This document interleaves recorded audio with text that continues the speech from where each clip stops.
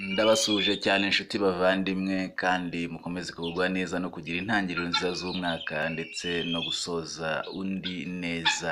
Ese waba wari uzi izi nkoko, ubwoko bw'inkoko bita inkanga cyangwa se ikigagari, zigira ubushobozi cyane ku nyama iryoha cyane kurenza izindi, ndetse amagi aryoha cyane cyane bidasanzwe kandi agira umumaro ukomeye cyane ku buzima, mu kuvura ndetse n'indwara zitandukanye ndetse no kurinda izindi zirimo imirire mibi, igifu, z'ubuhumekero, mu mihogo, anjine n'ibindi bitandukanye, ndetse no kuvanirwamo vitamini menshi no gufasha ababana n'indwara z'igihe kirekire.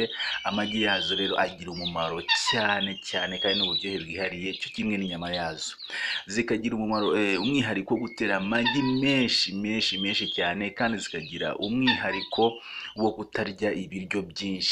Ni ukuvuga ngo ikiro kimwe cy'ibiryo zishobora kuba zakirya n'icyumweru cyose, kandi ugasanga zikundira ubwatsi, udusimba ndetse n'ibindi biryo bindi bitandukanye, kandi ugasanga ari inkoko zibana n'izindi nkoko n'ubusanzwe zitandukanye.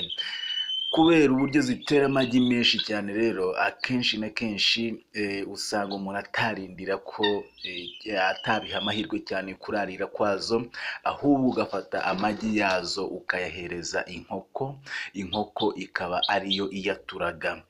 Ndagira ngo rero nkumare impungenge ko mu gihe ufashe amagi y'inkanga cyangwa se ikigagari ukayahereza inkoko irayaturaga neza cyane, ndetse ikarera utwo dushwi neza cyane kandi tugakura.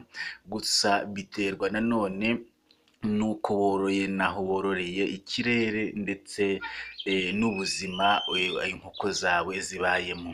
Inkanga rero zibamo isake kandi zikabamo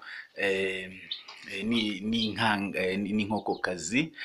Wabasha rero gutandukanya gute isake n'inkokokazi? Isake kenshi na kenshi igira, urabona turiya tuntu tumeze nk'amatwi, igira amatwi abanguye, ubona bibanguye ukuntu, kandi ikagira imihembe rirerire. Ikindi kandi noneho ikagira ijwi ryo kuvugira hejuru, mu gihe noneho inkokokazi usanga turiya duti twayo tuba dusa nk'aho twometseho, dusa nk'aho turyamyeho. Kenshi na kenshi usanga aho ngaho ariho bigenda bitandukanira, kandi nanone isake zikaba nini kurenza inkokokazi. Agashwi rero k'inkanga iyo kakiri gatoya nta nubwo ushobora gupfa kugatandukanya n'ak'inkoko, kuko kenshi uba ubona ko bisa nk'uko ubona aka gashwi.